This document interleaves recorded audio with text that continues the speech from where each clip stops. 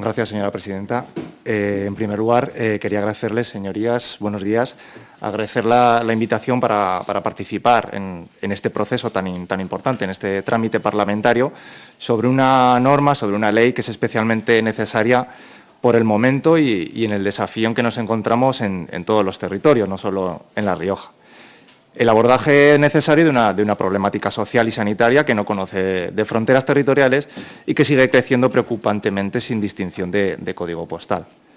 Hablamos de una ley de regulación del juego, una herramienta que es necesaria y con la que las comunidades autónomas tienen un papel clave en la protección de las personas que acceden a la práctica de esta actividad de negocio y a la que acompañan una serie de riesgos intrínsecos que siempre debemos tener en cuenta. Para entrar a analizar las necesidades de esta regulación, de la regulación de esta materia, lo que es preciso es poner datos sobre la mesa. Dejemos de un lado opiniones personales, creencias o suposiciones. Hablemos de datos. Datos que nos dan un rigor basado en investigaciones o estudios científicos. Y esto es lo que voy a exponerles, señorías. Datos sobre estudios de los que podrán disponer más información si así lo precisan. Desde el grupo de investigación del Departamento de Psicología de la Facultad de Ciencias Sociales de la Universidad de Zaragoza, encabezado por la doctora Yolanda López del Hoyo y con el que vengo colaborando y trabajando desde el año 2018, hemos realizado varias investigaciones en relación al juego de apuestas, al juego con dinero. En total, se han recogido datos de cerca de 1.000 adolescentes y jóvenes, 515 universitarios, 268 de educación secundaria de más de 16 años y 204 de entre 13 y 15 años. También de cerca de 300 personas mayores de edad para un estudio sobre mujeres y juego. Además de estos estudios, añadimos información sobre otros estudios nacionales e internacionales sobre juego y apuestas de los que podemos sacar una serie de conclusiones que son muy importantes a la hora de tener en cuenta en todas las regulaciones.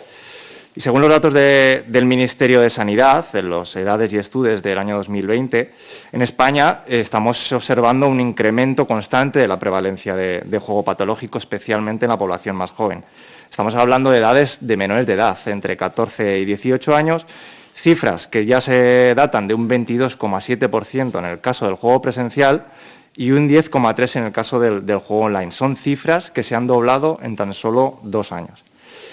Como confirman los estudios que hemos realizado desde la Universidad de Zaragoza, las y los adolescentes y jóvenes están jugando cada vez más a juegos de azar con dinero y apuestas deportivas. Un enorme aumento en la prevalencia de la práctica de juego con dinero y del aumento del juego patológico a su vez, donde cada uno de cada 4 adolescentes de entre 14 a 18 años juega presencial online o también se produce una mezcla de ambas modalidades. En el caso del estudio que nosotros realizamos, estamos hablando de un 38% de adolescentes en esta edad que ya practican el juego de azar. Las consecuencias de esta práctica son más perjudiciales de lo que generalmente se suele considerar. Una persona joven que entra en situación de juego patológico acarrea deudas y problemas económicos, familiares y laborales durante mucho tiempo. Estamos hablando de años. El juego patológico no solo afecta a la persona jugadora, sino a todo su entorno. Recordemos además que la ludopatía es una enfermedad crónica, de por vida. Existe una relación muy fuerte entre el comienzo temprano en la práctica del juego y el desarrollo del juego patológico en un futuro. Cuanto antes empieza, más probabilidades hay de terminar padeciendo adicción al juego. Casi el 20% de adolescentes que juegan tienen entre 12 y 13 años. Por ello, es fundamental la prevención del juego en menores y jóvenes, tal como se incluye en este proyecto de ley, de forma muy acertada. La adolescencia y la juventud supone un periodo especialmente vulnerable para cualquier tipo de adicción. Las funciones ejecutivas que protegen los problemas adictivos no están plenamente activas porque todavía no se ha completado el desarrollo neurológico de los centros cerebrales que las rigen. Además, se sitúan en un momento de crecimiento y evolución en el que buscan sensaciones de independencia, autonomía y que le dan gran importancia al grupo de iguales. Y esto es muy importante, porque siguen e imitan a este grupo de iguales y estamos viendo que las técnicas, digamos, de atracción a este tipo de sector empresarial basan gran parte de su estrategia en este sentido, en el grupo de iguales. Cada vez hay más nuevas modalidades de juego con dinero, tanto online como presencial, más amplias, atractivas, publicitadas y, ante todo, normalizadas. Cada vez hay más facilidad de acceso al juego a través de las nuevas tecnologías y este es un mundo muy vinculado con los adolescentes. Es primordial evitar que los adolescentes comiencen a jugar.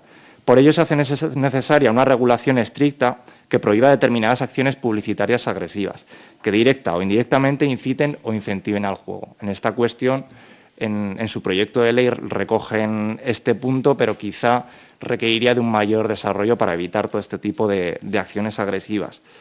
Existe una gran interacción entre el juego online y el juego presencial, una mezcla que lleva a que muchos jóvenes que inicialmente comienzan a apostar en pequeñas cantidades online evolucionen hacia su práctica en salones de juego o lo que comúnmente llamamos como casas de apuestas.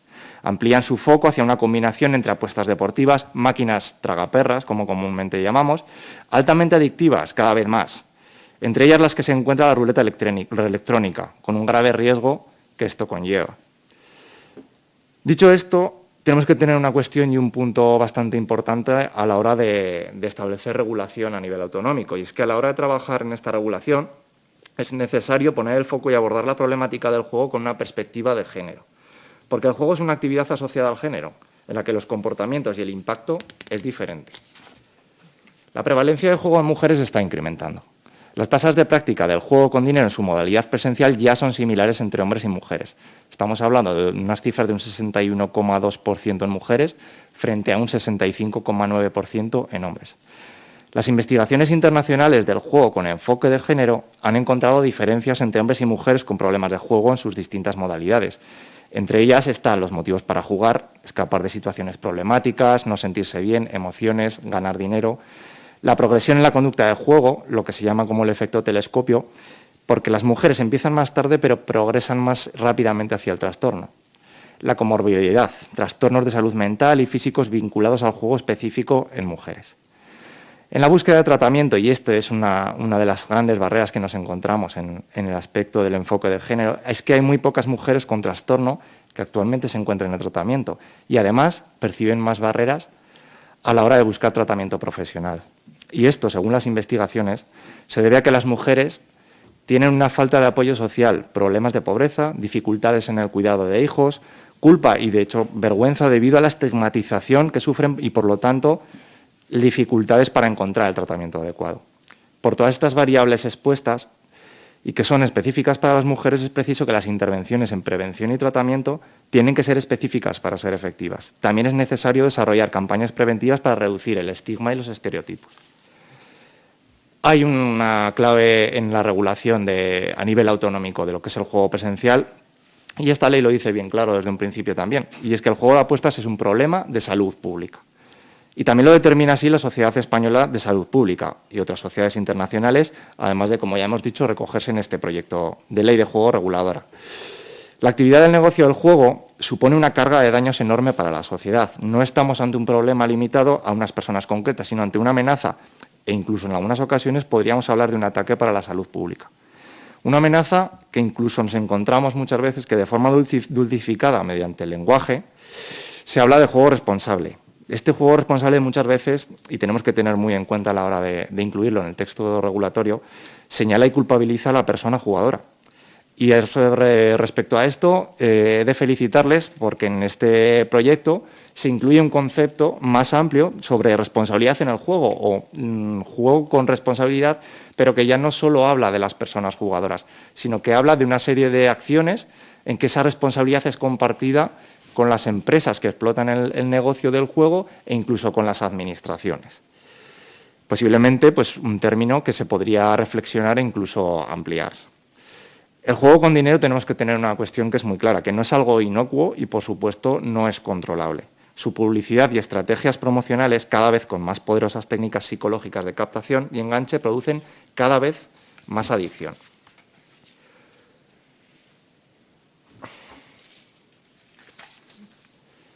Dicho esto, es necesario decir bien claro que los beneficios del negocio del juego provienen de las pérdidas económicas de las personas jugadoras y que la mayor parte del dinero recaudado por este sector empresarial es de jugadores con problemas de juego. Y tengamos en cuenta una cuestión. El objetivo principal de las empresas de maximizar sus beneficios es fundamentalmente contrario a cualquier regulación efectiva. Hay una cuestión que es muy importante cuando hablamos de los impuestos que genera esta actividad empresarial y los daños que producen. Y es que hay una línea bastante potente a nivel internacional, y especialmente en países como Reino Unido o Australia, que compara los ingresos provenientes de la industria del juego con los costes sociales, sanitarios y económicos que este conlleva al Estado a medio y largo plazo. El juego genera costes económicos y sociales en salud física y psicológica, en empleo, en vivienda, en educación e incluso podemos hablar de criminalidad. Y es que, en base a estos estudios, el costo fiscal excesivo anual para un Estado que se estima en los mismos se cifra que podría estar alrededor entre 300 y 1.200 millones de euros, con lo cual, en esa balanza que muchas veces de la que se habla de la recaudación en impuestos por parte de las comunidades autónomas provenientes del sector, habría que entrar más a fondo y evaluar hasta qué punto es comparable. Y cuando hablamos de problemas o de costes sociales, sanitarios, de empleo, vivienda, incluso que hablábamos de criminalidad, pues vamos a poner unas cifras en base a estos estudios. En cuestión sanitaria, los jugadores patológicos cuentan con una probabilidad de un 2,69 veces más de visitar al médico, 8,54 en caso de salud mental. Además, un 60% de las personas con problemas de juego han sufrido depresión motivada por la práctica de este. Y un dato muy importante, un 9% había considerado el suicidio. En materia de empleo, los jugadores y jugadoras patológicos tienen 2,7 veces más probabilidades de desempleo. En aspecto de vivienda, tienen 8,7 veces más probabilidades de acudir a un albergue o a estamentos para personas sin hogar. Y cuando hablamos de criminalidad, también tenemos que tener en cuenta que esta adicción muchas veces empuja o arrastra a las personas a cometer actos delictivos. Y en este estudio nos refleja que un 4,4 de estas personas tienen más probabilidades de acabar en prisión. Con todos los datos que hemos puesto aquí sobre la mesa y, en definitiva, llegamos a una serie de conclusiones. Es necesario abordar el problema con políticas regulatorias, como bien se está haciendo en este trámite, que consigan controlar y monitorizar la oferta y expansión del negocio del juego y los daños que éste produce, tal y como se recoge en algunos aspectos de este proyecto de ley. Las actuaciones deberían ir encaminadas a prevenir el juego en menores, especialmente, evitar la aparición de adicción al juego y favorecer el control en las personas que sufren esta enfermedad y su tratamiento, y especialmente desde los servicios públicos. Es fundamental una regulación estricta de la publicidad y de las agresivas estrategias del juego y las apuestas para disminuir y, en algunos casos, eliminar su presencia y cobertura, especialmente en canales que llegan a los menores de edad. Aquí tendríamos que prestar especial atención a las redes sociales, que son una vía de entrada para que este público llegue a lo que son los juegos de azar. Se precisa una regulación que reduzca la oportunidad de jugar, tanto presencial como juego online. También vemos que en este proyecto habla también de juego en su modalidad telemática, en cuanto a lo que es competencia de la comunidad autónoma, con lo cual, en base a lo que estamos viendo, me parece también un acierto. Las principales variables en este aspecto y que influyen en la aparición de la adicción son la disponibilidad y la accesibilidad, con lo cual, contra mayores barreras pongamos en la regulación, estaremos actuando de forma directa contra la aparición de adicciones.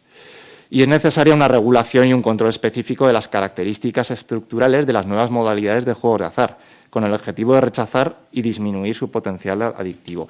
En este caso sí que me gustaría mostrar una cuestión, no sé si lo podemos ver en esta fotografía, y disculpen que sea en papel, pero estas son máquinas que podemos encontrar hoy en día en cualquier territorio en locales de hostelería. Y estamos viendo una evolución de que ya no son las típicas máquinas de rodillo que encontramos hasta ahora, sino que, como pueden ver, son máquinas de ruleta electrónica, juegos de póker, incluso hasta 20 juegos diferentes en cada una de estas máquinas, con lo cual son potencialmente más adictivas y tampoco podemos perder de vista esta cuestión. No sé cómo voy de tiempo, Presidenta. Pues te faltarían dos minutos nada más. Bueno, tenía un pequeño análisis de lo que es el proyecto de ley, pero si les parece bien podemos pasar en un segundo bloque. Un segundo. Pues sí. Pues, ¿qué? ¿No? Como ustedes prefieran. Vale, pues sigue. Bien. Pues si me permiten, sobre el proyecto de ley que se presenta en este Parlamento, en base también a los datos que hemos puesto, los estudios y la necesidad de abordar esto desde la regulación, una serie de apuntes, principalmente viendo cuestiones positivas y que pueden ser efectivas en este proyecto de ley y algunas cuestiones que estoy seguro que se podrían trabajar desde este Parlamento y que ustedes pueden construir hacia una mejora de esta ley. Hablamos en la exposición de motivos y me parece un paso valiente que no se considere suficientemente como una modificación de la ley del 99, sino que se aborde una nueva ley. Cuestión muy necesaria en este momento dentro de la aprobación de un nuevo marco normativo como recoge la exposición de motivos. También se incluye y se pone en valor en esta exposición de motivos el que el fin de este proyecto es proteger a las personas más vulnerables y que la adicción del juego es un problema de salud pública, tal como se apuntaba desde diferentes estamentos y expertos en sanidad. Y recordemos los datos que habíamos dado antes de que 1 de cada 4 personas sufre trastornos de la conducta relacionadas con las adicciones sin sustancia. Venimos a coincidir con los estudios que se apuntaban. Se apunta también a las recomendaciones del Defensor del Pueblo y sobre todo a las políticas activas del juego con responsabilidad. Ya no hablamos de juego responsable, sino que hablamos de juego con responsabilidad o responsabilidad en el juego, esa responsabilidad compartida de la que hablamos y que desde luego son un apunte muy positivo en este proyecto de ley. Hablamos también, y hay una parte que es importante también tenerla en cuenta, que se habla de fomentar el empleo estable y de calidad en el sector. Y aquí hay una cuestión, sin ser un experto, digamos, directo en la materia, pero conociendo de primera mano el funcionamiento de este tipo de locales, que es una cuestión que, claro, que hay que defender las condiciones laborales de las personas que trabajan en este sector.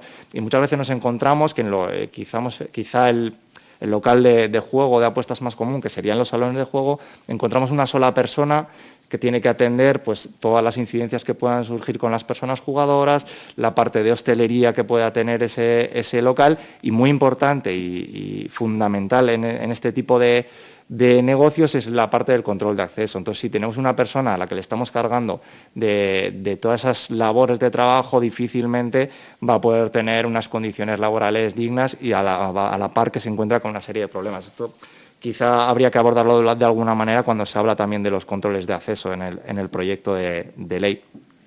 También recoge la exposición de motivos que hay que recordar que España, conforme también a los datos que se han dado anteriormente, es uno de los países de Europa con mayor índice de ludopatía en jóvenes de entre 14 y 21 años. Se hace alusión a los análisis del perfil de jugador online del Ministerio de Consumo. Y también hay una cuestión cuando se habla a nivel de prevención del juego problemático y patológico y se hace relación a lo que es la publicidad y al patrocinio.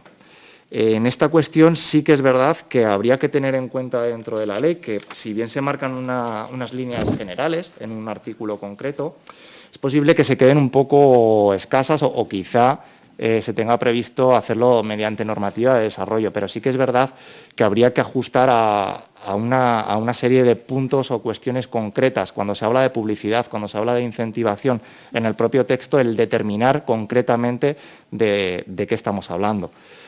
En las políticas de juego responsable hablamos en el artículo 4 de los principios rectores de la actividad de los juegos y apuestas.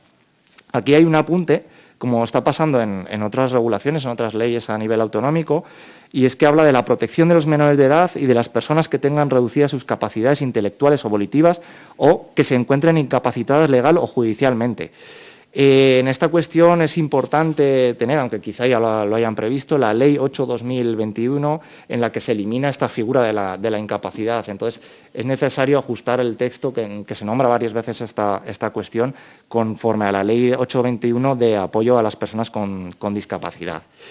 Hemos hablado ya varias veces del juego con responsabilidad. Me parece un concepto realmente acertado ese reparto de responsabilidad entre los diferentes actores que participan en esta actividad, pero sin embargo en la ley hay una serie de cuestiones que se habla como que el juego es una forma de ocio.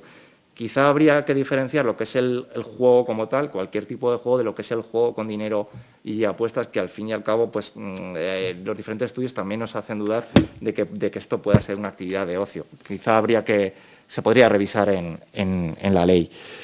Estamos hablando también de las acciones preventivas, medidas de prevención del juego problemático y patológico a realizar por las empresas de juegos y apuestas.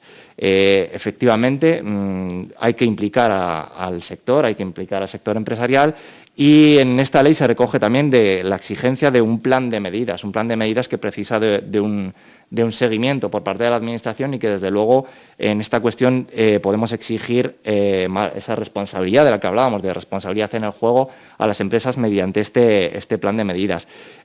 Me parece también una cuestión muy importante que en este plan se recoja que al personal que trabaja en este tipo de establecimientos se le exija unos cursos de formación relacionados con las prácticas del juego y la prevención del juego problemático o patológico. Efectivamente, se habla también que desde la Administración de la Comunidad Autónoma se debe abordar desde una perspectiva integral de responsabilidad social, medidas preventivas de sensibilización, de intervención y control, pero quizás se deberían de recoger también algún tipo de plan o hacer alusión a algún tipo de plan o cuestión en salud mental para abordar este tipo de cuestiones que quizá correspondan más a un departamento de sanidad, pero que no estaría mal un trabajo multidisciplinar con la propia ley regulatoria o administrativa del juego. Hablamos también en el artículo 7 de una estrategia pública integral de la prevención del juego problemático. Habla de que la Administración de la Comunidad Autónoma de La Rioja debe contar con esta estrategia integral de prevención y tratamiento, un plan de acción bianual. Está bien marcar unos tiempos, pero quizá aquí se debería haber integrado un trabajo multidisciplinar, ya que se habla además en el propio texto de que se prestará especial atención a las situaciones de juego problemático, patológico en menores de edad, juventud, desigualdad de géneros, como hablábamos antes en el tema de la perspectiva, y vulnerabilidad social. Se habla de las actividades de prevención en los ámbitos educativos, sanitarios, deportivos o sociolaboral, el fomento del ocio alternativo, el ocio educativo, especialmente a adolescentes o jóvenes, y la implantación de unidades multidisciplinares específicas en tratamiento de adicción al juego. Y esto es muy importante tenerlo en cuenta, el destinar también unos recursos públicos para esta serie de cuestiones, porque estamos hablando de que muchas veces nos encontramos con unos dramas de las personas que recurren ya en busca de ayuda que están en una ruina económica. Entonces, estamos viendo en diferentes territorios también cómo la ayuda o el tratamiento se deriva al tercer sector, a asociaciones que realmente hacen muy buen trabajo, pero parece que el foco desde lo público, esa ayuda o ese servicio integral y gratuito, quedaría de un lado y posiblemente sería un acierto incluirlo o cerrarlo de alguna manera en este proyecto de ley.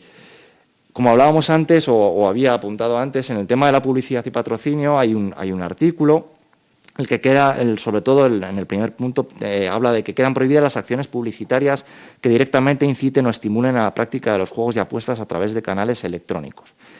Habla de la publicidad y promoción y patrocinio, los juegos y apuestas, con excepción de las combinaciones, acciones publicitarias que deben ser socialmente responsables.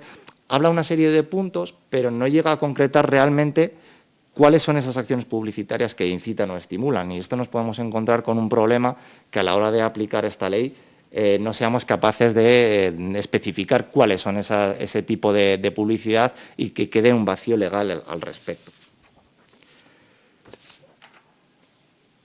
Me parece un acierto también que dentro de las posibilidades de la comunidad autónoma en la regulación, en una parcela, en los canales electrónicos y telemáticos que se puedan dar a nivel autonómico se incluyan en esta ley, aunque no suele ser muy habitual, pero siempre es bueno que en un nuevo proyecto, en una ley nueva, quede esto especificado y que se den en las líneas generales que se dan aquí, pero que bueno, realmente es importante abordarlo por si se pudiera dar en su momento.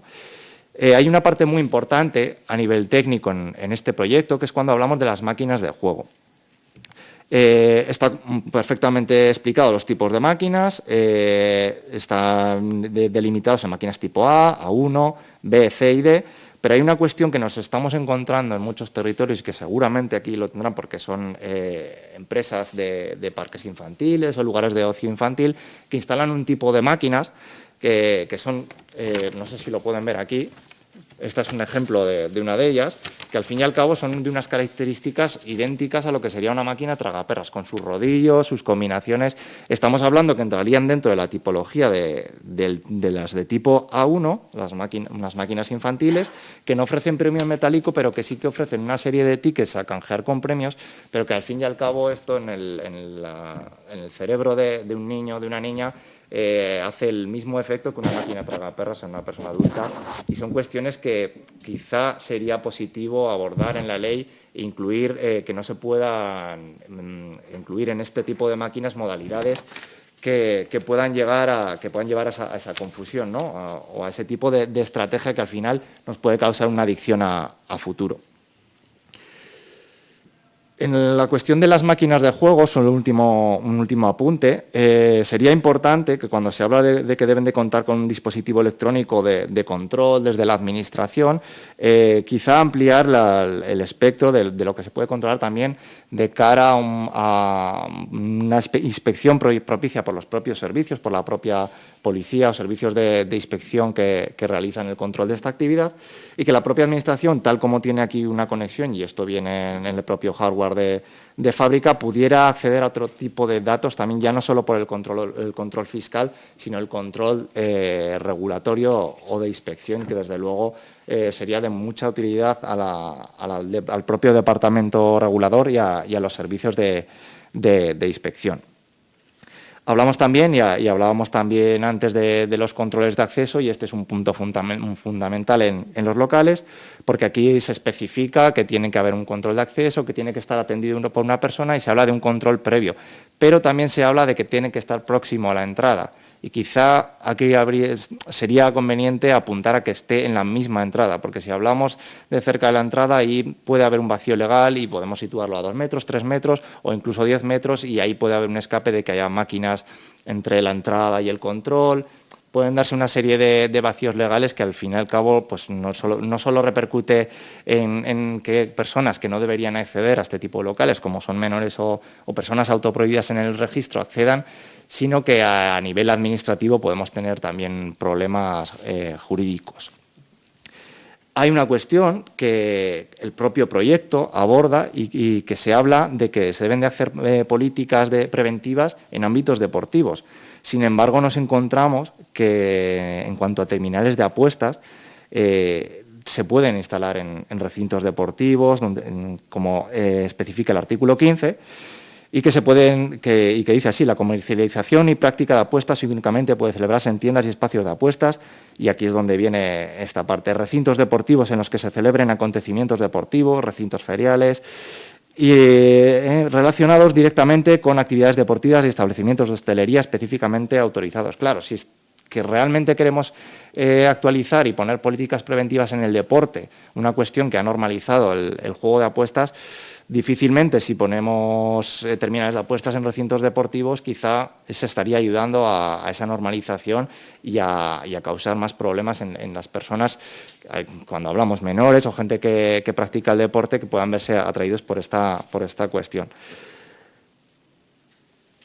Por ir terminando ya, hablamos de las distancias que se pretenden establecer en este proyecto de ley de los locales de juego, con centros docentes donde se imparten enseñanzas de educación secundaria obligatoria, bachillerato, formación profesional básica y enseñanzas artísticas profesionales. Se establece una distancia de 200 metros lineales, calculada radialmente entre los dos puntos, con lo cual es una medida, es una fórmula de medición radial y lineal bastante acertada, pero quizá se podría apuntar a más de 200 metros, ya que recientemente conocíamos que un estudio, salvando las distancias de lo que puede ser la Comunidad de Madrid con la Comunidad de La Rioja, establecía que los centros los locales de juego y apuestas que estaban a menos de 500 metros de los centros escolares, digamos que influían sobre el rendimiento escolar. Quizá para aquí, para lo que es la Comunidad Autónoma de La Rioja, 200 metros puedan ser suficientes, pero sería conveniente también revisar esta cuestión, diciendo, y vaya por delante, que la medición es realmente adecuada al sistema radial y lineal. Se habla también de que en el punto 4 no se pueda difundir comunicaciones comerciales ni suministrarse información sobre productos de crédito ni de entidades de que presten servicios financieros a las personas. Y aquí es necesario hacer un apunte, y es que muchas veces, y esto no solo nos pasa aquí, sino nos pasa en muchos territorios a nivel estatal, es el uso de los datáfonos, de los TPV que conocemos comúnmente, para hacer transacciones económicas con tarjetas de crédito, con lo cual esto también conlleva una serie de riesgos para las personas jugadoras que tienen disponibilidad de dinero, muchas veces a crédito, con un medio que legalmente tampoco sería el habilitado para estas cuestiones y que al fin y al cabo facilita la aparición de adicciones por esa rapidez.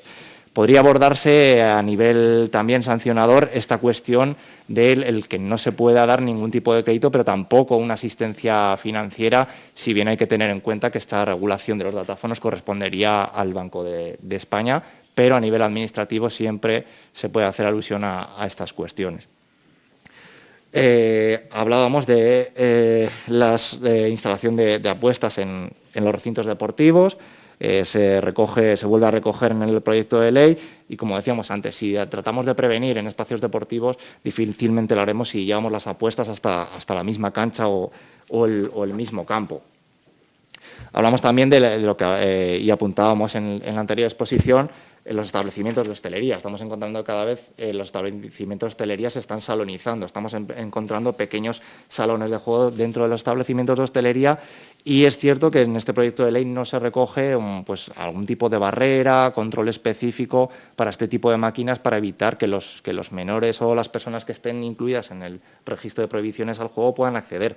Más allá de la responsabilidad de que la persona que esté al frente del negocio de hostelería pueda vigilar o controlar que este tipo de personas, especialmente los menores, no accedan, pero quizá se podría abogar también o estudiar la posibilidad de establecer algún tipo de control. Sin más, hacer alusión a lo que decíamos antes de la incapacitación, la Ley 8/2021, tenerla en cuenta para la redacción y a su disposición pues todos los estudios que hemos expuesto sobre la mesa.